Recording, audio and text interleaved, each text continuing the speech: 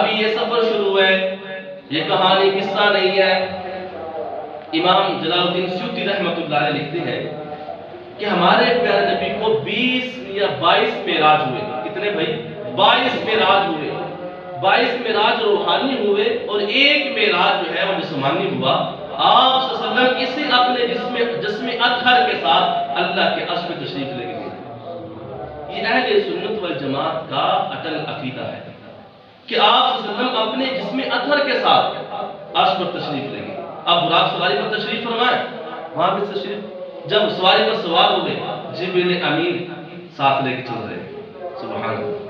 جبریل امین مسجد اقصی میں پہنچے، دیکھا وہاں پہ 1,24,000 کم و بیش انبیاء سامنے استقبال میں کھڑے ہیں۔ ہم بھی یہ بات کہتے ہیں کوئی امام آ جائے، بڑا مولوی صاحب آ جائے، ہم پتیوں کے ہار ڈالتے ہیں، ہم استقبال کرتے ہیں، پتی نچھاور کرتے ہیں، ان کے اوپر پھول ڈالتے ہیں۔ کوئی بڑا آدمی آ جائے، ہم پتیوں کے ہار ڈالتے ہیں، گلاب کے پھولوں کے ہار ڈالتے ہیں، پتی نچھاور کرتے ہیں۔ لیکن جب قربان آمنہ کے لال تیری شان پہ، تیری شان میں، استقبال میں، تیری عزت آبرو کے لیے اللہ نے 1.25 لاکھ انبیاء کو تیرے سامنے کھڑا کر دیا۔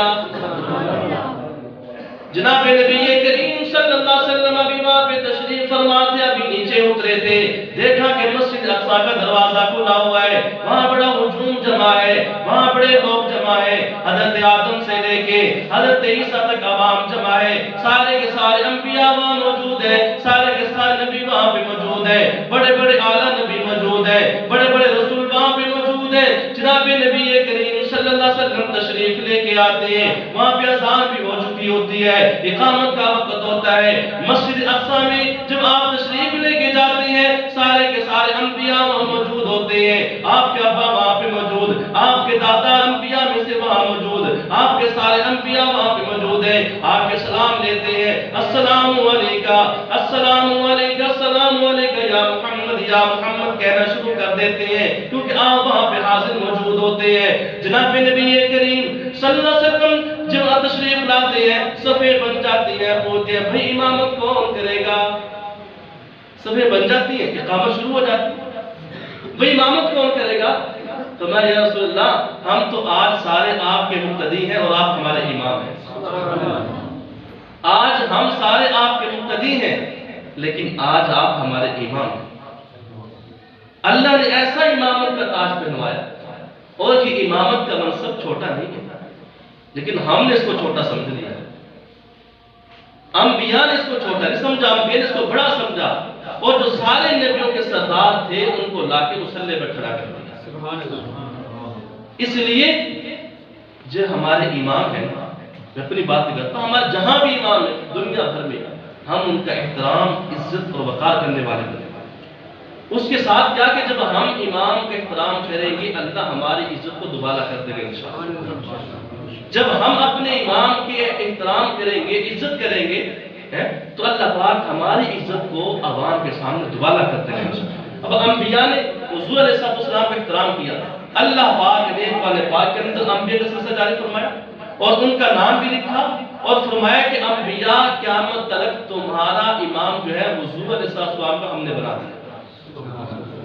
جناب نبی کریم صلی اللہ علیہ وسلم مسجد اقصی میں نماز ادا فرمائی، اور وہاں سے بھی فرمایا کہ چلو بھائی ابھی ہم نے آگے چلنا ہے۔ جبریل امین آپ کی سواری کو پکڑتے ہیں، پہلے آسمان پہ تشریف لے جاتے ہیں۔ پہلے آسمان پہ کس سے ملاقات؟ حضرت آدم علیہ السلام سے ملاقات ہوتی ہے۔ کہہ دو سبحان اللہ۔ پہلے آسمان پہ حضرت آدم علیہ السلام سے ملاقات ہوتی ہے، دوسرے آسمان پہ حضرت یحییٰ عیسیٰ علیہ السلام سے ملاقات ہوتی ہے۔ جب آپ تیسرے آسمان پہ تشریف لے کے جاتے ہیں، وہاں پہ یوسف علیہ السلام سے ملاقات ہوتی ہے۔ چوتھے آسمان پہ تشریف لے کے جاتے ہیں، ادریس علیہ السلام سے ملاقات ہوتی ہے۔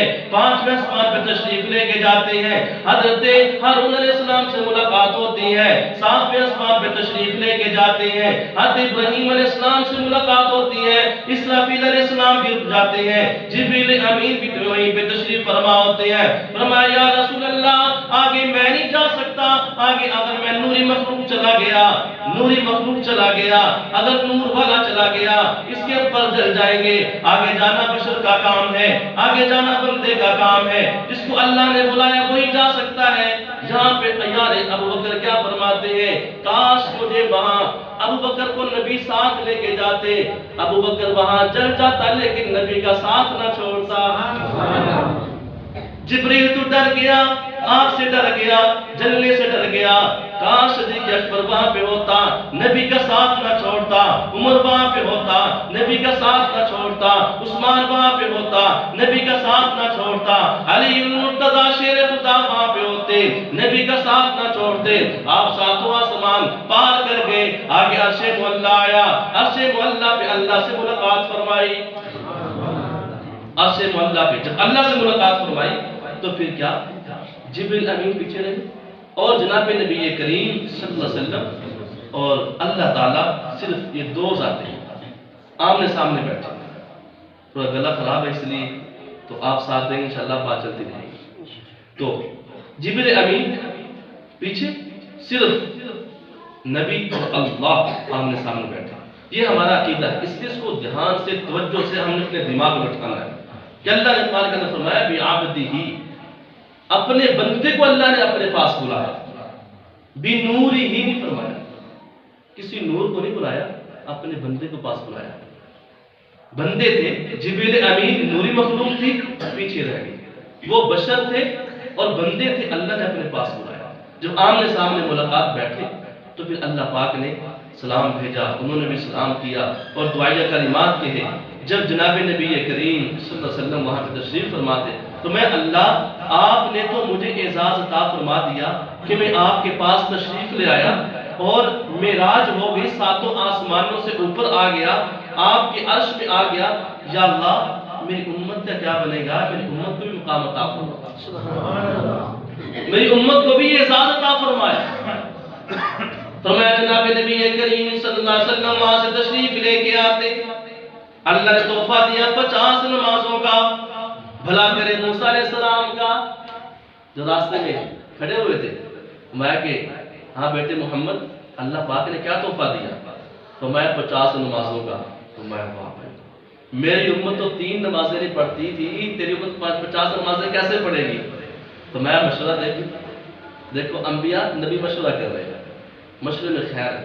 جب بھی کوئی کام کرو, کوئی کاروبار کرو, کوئی بھی گھریلو کام کرو, باہر کا کام کرو, اس کے اندر اپنے بڑوں سے مشورہ ضرور لیں, اللہ اس کے اندر خیر ڈال دیتا ہے.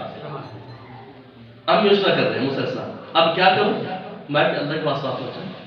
پھر واپس گئے, پھر واپس, بالآخر 5 نمازیں رہ گئی. تو فرمایا کہ موسیٰ اب مجھے اللہ کے پاس جاتے ہوئے شرم آتی ہے, میں پھر کیا کروں. اب اللہ تو سن رہے تھے ساری باتیں.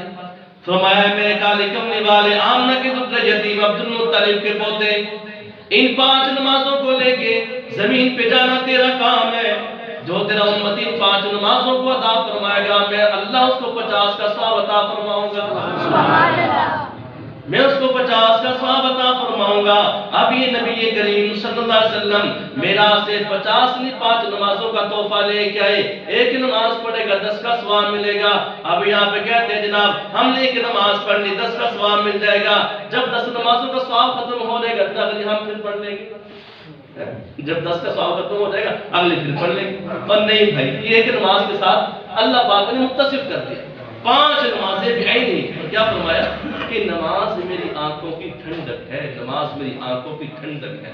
ماں باپ جو کہتے ہیں نا اپنی اولاد سے, پتر کبھی مجھے ٹھنڈ پہنچائی ہے, پتر کبھی مجھے سکھ دیا, کبھی چین دیا, وہ باپ اندر سے کتنا بےتاب ہو کر تڑپ کر اپنی اولاد سے کہتا ہے کبھی بیٹا آپ نے مجھے ٹھنڈک پہنچائی, تیری 30 سال عمر ہو گئی ہے, میری کمر ٹیڑھی ہو گئی ہے, میری بینائی چلی گئی ہے, میرے بال سفید ہو گئی ہے, کبھی سکھ دیا تم نے, کبھی ٹھنڈک پہنچائی, کبھی ماں کی بات مانی, کبھی باپ کا بات مانی, کبھی باپ کا احترام کیا.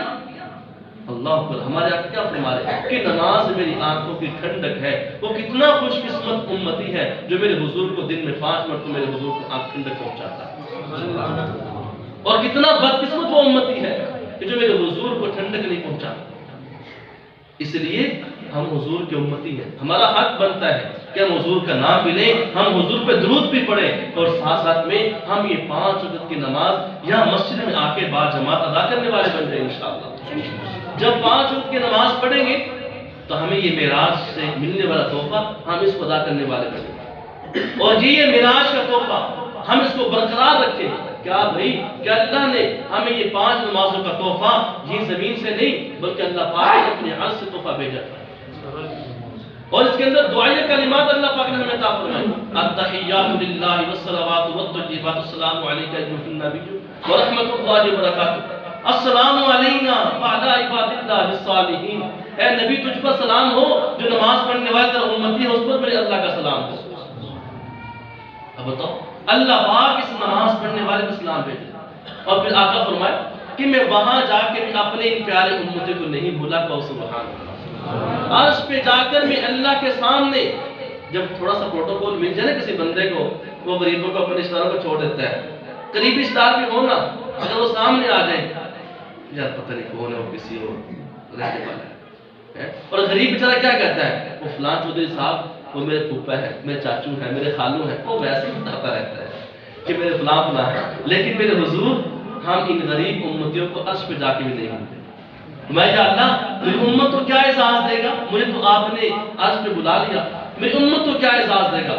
تو میں جب یہ نماز پڑھنے لگے گا، جب یہ نماز پڑھ کے قیام میں کھڑا ہوگا، رکوع میں جائے گا، رکوع میں جانے کے بعد سجدے میں جائے گا، تو میں سجدے میں جائے گا تو یوں ہی سمجھے گا جیسے اللہ نے اس کو معراج کروا دی۔ سجدہ کرنا میرے امتی تیرا کام ہے، اس کو معراج میں لکھ دینا، مقام پہ لکھ دینا میرے اللہ کا کام ہے۔ اللہ بھی یہ نماز پڑھنے والے کو کیا ملے گا؟ تحفے کو پڑھنے والے کو کیا ملے گا؟